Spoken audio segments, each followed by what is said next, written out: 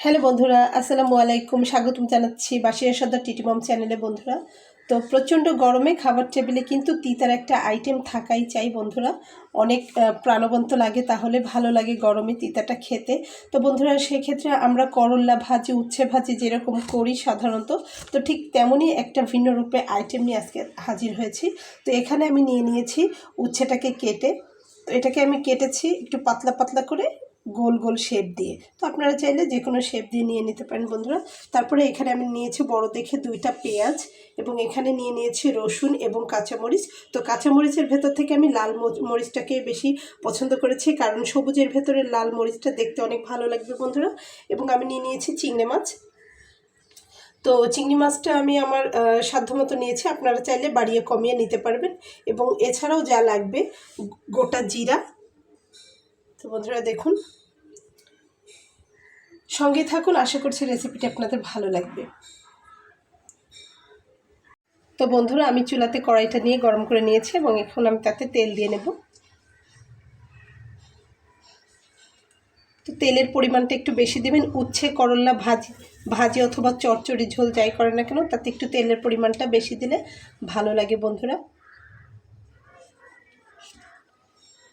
তো আমি এখানে তেলটা দিয়ে নিলাম। এবার আমি এর ভেতরে পেঁয়াজটা দিয়ে দেবো।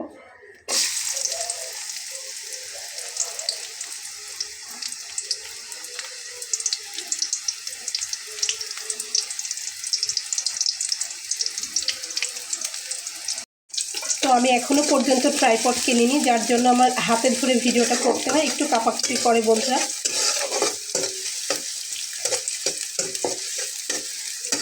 তো পেঁয়াজটাকে একটু সামান্য ভেজে নেব, লাল করব না। এখন আমি এটার ভেতরে রসুন এবং কাঁচামরিচ কেটে নেওয়াটা দিয়ে নেব।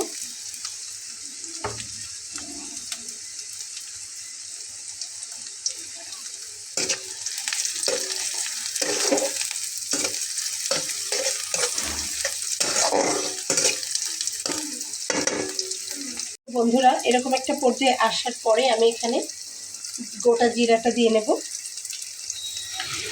1/2 চা চামচ পরিমাণ গোটা জিরা দিলেই চলবে, বা তার থেকে একটু কম, আপনারা যেমন পরিমাণে উচ্ছে নেবেন সেই পরিমাণ নেবেন বন্ধুরা। তো বন্ধুরা, এখন আমি এর ভেতরে 1 কাপ পরিমাণ পানি দিয়ে নেব।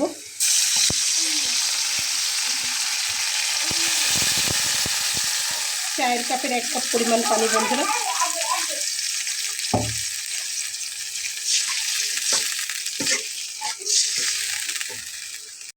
তো পানিটা দেওয়ার পরে বন্ধুরা, এখন আমি এটাতে লবণ হলুদ দিয়ে নেব।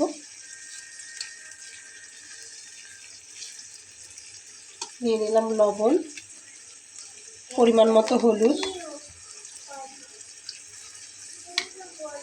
তো বন্ধুরা, এবার দিয়ে নেব ধনিয়ার গুঁড়া,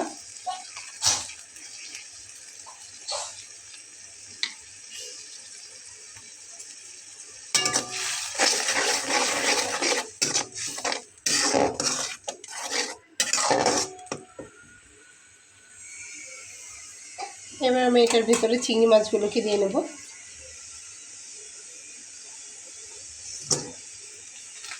তাহলে আমার একসঙ্গে কষানো হয়ে যাবে।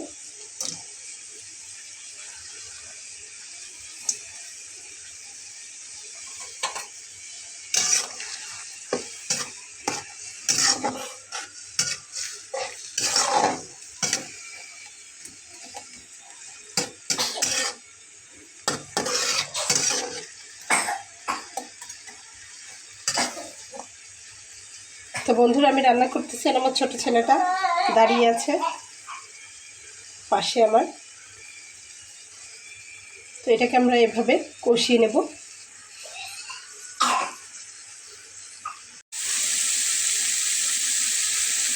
এটা খুব চমৎকারভাবে কষানো হয়ে গেছে। এখন আমি এটাতে উচ্ছেগুলো দিয়ে নেব।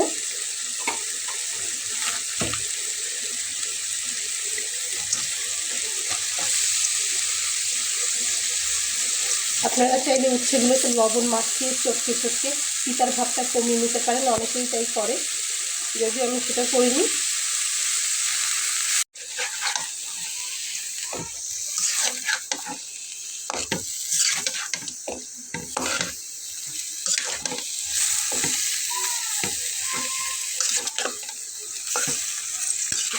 ভালোভাবে নেড়ে উল্টে কড়াইতে দিয়ে তারপর একটা ঢাকনা দিয়ে ঢেকে দেবো এবং চুলার আঁচটাকে একটু কমিয়ে দেবো, আস্তে আস্তে সিদ্ধ হবে।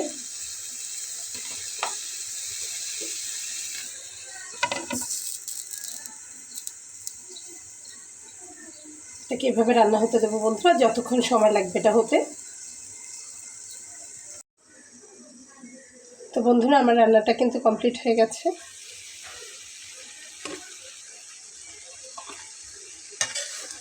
এখন আপনারা চাইলে এটাকে আরও একটু কড়া করে ভেজে নিতে পারেন অথবা একটু গা মাখা মাখা ঝোল রাখতে পারেন বন্ধুরা। তো আমি যেমনটি চেয়েছি আমি ঠিক তেমন করেছি। দেখুন, 1 প্লেট সাদা ঝরঝরা ভাতের সঙ্গে 1 চা চামচ এরকম করলা খাবারের স্বাদটাকেই মুখরোচক করে তুলবে। দেখুন,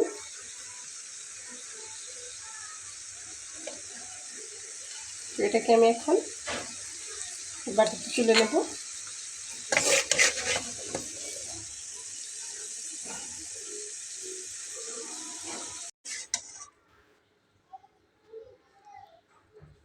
তো বন্ধুরা আশা করছি ভিডিওটি আপনাদের ভালো লেগেছে। ভিডিওটি যদি আপনাদের ভালো লেগে থাকে আমার ছোট্ট এই চ্যানেলটিকে সাবস্ক্রাইব করে সঙ্গে থেকে যাবেন বন্ধুরা, এবং যারা অলরেডি সাবস্ক্রাইব করেছেন তাদেরকে অসংখ্য ধন্যবাদ। দেখা হবে পরবর্তীতে নতুন কোনো ভিডিও নিয়ে বন্ধুরা।